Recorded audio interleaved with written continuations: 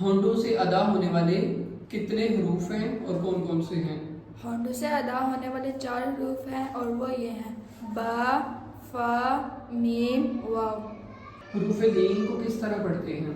حروف لین کو بغیر کھینچے، بغیر لٹکت کے نرمی سے معروف پڑھتے ہیں۔ عارضی زیر کسے کہتے ہیں؟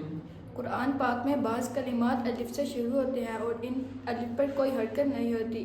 ایسے الف پر جو بھی حرکت لگا کر پڑھیں گے وہ عارضی حرکت ہوگی، جیسے ارجی ای کے الف کے نیچے زیر عارضی ہے۔ ٹھیک ہے، مد کی کتنی قسمیں اور کون کون سی ہیں؟ مد کی 6 قسمیں ہیں اور وہ یہ ہیں: مد متصل، مد منفصل، مد لازم، مد لین لازم، مد عارض، مد لین عارض۔ نون کتنی کسے کہتے ہیں؟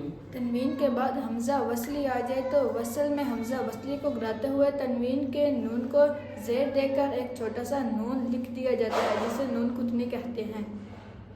امالہ کسے کہتے ہیں؟ زبر کو زید کی طرف اور الف کو یا کی طرف مائل کر کے پڑھنے کو امالہ کہتے ہیں۔ امالہ کی راہ کو کس طرح پڑھتے ہیں؟ امالہ کی راہ کو اردو کے لفظ کت رے کی راہ کی طرح پڑھیں گے، یعنی ری نہیں رے پڑھیں گے۔ صاد وقف کی کون سی علامت ہے اور اس پر کیا کرنا چاہیے؟ یہ وقف مرحس کی علامت ہے، یہاں ملا کر پڑھنا چاہیے۔ لا پر وقف کی وضاحت فرمائیں۔ اگر آیت ختم ہونے پر لا لکھا ہو تو ٹھہرنے اور نہ ٹھہرنے میں اختلاف ہے، اگر آیت کے علاوہ لا لکھا ہو تو نہ ٹھہرنے۔